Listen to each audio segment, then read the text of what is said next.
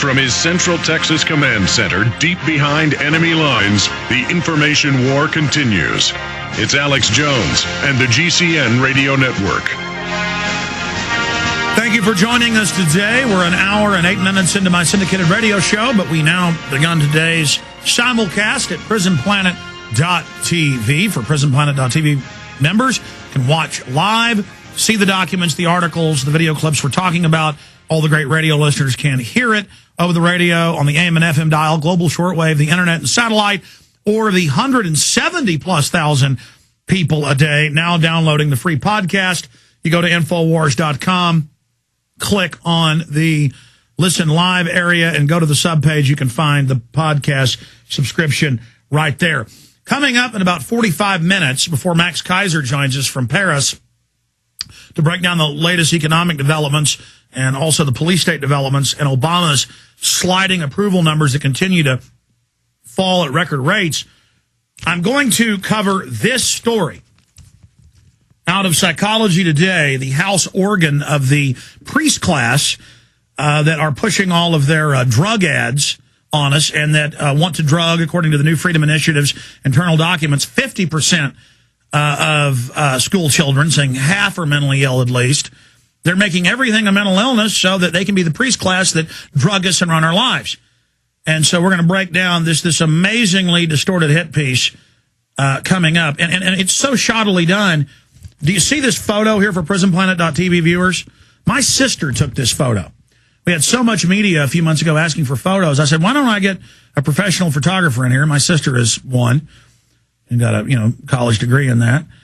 And or she will in like a couple months when she graduates. She's in her last semester. And so she came by and took some photos. And I said, yeah, you can have the photos because you're so lazy they wouldn't send somebody to get one. But you got to put her name under the caption. Give credit. Look where they gave photo credit. Way down at the bottom corner. They couldn't even get their computer formatting right, much less proofread it. I mean, and the whole story, they kind of imply in here I'm crazy when I said that I'd been visited by the FBI, but I couldn't talk about it. I was under a federal subpoena gag. Now it's in the Associated Press and Wired magazine why I was under that gag. And other media said I was just making it up. They were never here. Oh, really? Well, now their names are public and part of the court record. That they were here because some idiot made threats against police by name and where they lived in my message board. I wasn't in trouble. That idiot was in trouble. People are like, why did you give it to them? They subpoenaed it. They came here. They got those names. Okay, so that's what happened. But side issue, that's delusional in here. Yes. But see, showing how full of crap this guy is, back at the time I said, I can't tell you. It's a subpoena. I'm under a federal subpoena saying not talk about it. The court ordered that. And the son of a bitch didn't believe that. Excuse me. I mean, there's just no end to these people. I mean, I don't lie about anything, okay? I occasionally get something wrong, and when we do, we come here and tell you, because all that matters is our credibility with you. All we want is to be truthful. I want to be a moral, good person. I apologize to Representative Guest for being ungenteel. Representative Jim Guest of Missouri, a Republican, represents DeKalb County and parts of Clinton, Buchanan, and Gentry counties, District 5 in the Missouri House of Representatives. He was elected to the House in November 2002. He's on several committees, and he is now sitting in the committee to hear public testimony on the MIAC report that we broke. I had TV news here, and it was a conspiracy theory that we broke the MIAC report. No, we broke it. Kansas City Star admits that, and I don't care about the credit, but I made the Obama deception. I did get the report from two different state police officers, one in California, one in Missouri. We did break the DHS report. We did break the InfraGard. We did break the clergy response teams. We did break the FEMA camps. We did. I'm just tired of everybody attacking me saying I'm a liar when I'm not. But see, they are trying to lie to you. They think you're stupid. And they think that if they just say everything I'm saying is a lie, that we'll all get tied up in arguing about whether I'm a liar or not. Instead of, it's like this, the executive order. Then we're going to Representative Jim Guest. Just Google for everybody on screen at prisonplanet.tv. And on the radio, type this in. executive order quarantine. Now, the first link that comes up under Google Web, executive order quarantine, is CBS News with the executive order with a link to it that openly states that, I got distracted by what they had up on screen there. What was the search I was telling you? That openly states quarantines and lockdowns of cities. Now, then we have a debate whether that's true or not. The executive order says it. It didn't come up at startpage.com. Do it in Google. Startpage is a great search engine, but to get that response, you need to do it in Google. Okay?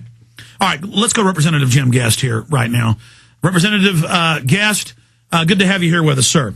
Alex, it's good to be here, and it's good to be on your show and continue to fight for the sovereignty and freedom and the rights of the people of this country, which continually are being challenged, that's for sure. Well, sir, you were the first person to be nationally interviewed, if memory serves, when the MIAC report broke. Did Infowars.com break the MIAC report?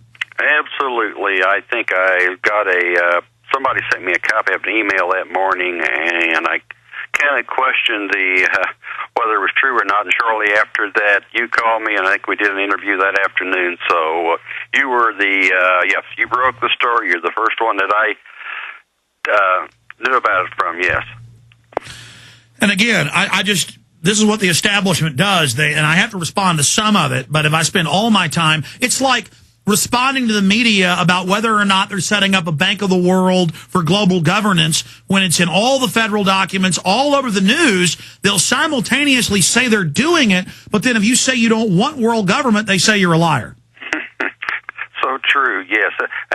I think the last few years more and more people are realizing this one world government, what's going on. They can see the influences of it out there. They can see the indicators, and they can see the trend that we're going to. So I think more and more people are realizing what you and others have been forecasting or warning people about are coming true here now.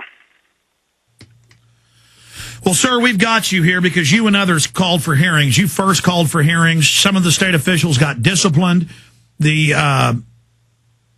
lieutenant governor came out and had press conferences against it, and it became a national issue. Representative Guest, can you recap what's in MIAC, what happened, and now the new discoveries coming out in the committee that the anarchists appeared to be government provocateurs. They've been caught in other states and cities like Denver last year, confirmed as provocateurs, Denver Post. Provocateurs at In the Fed rally is the PrisonPlanet.com headline. Can you tell us what the committee is finding?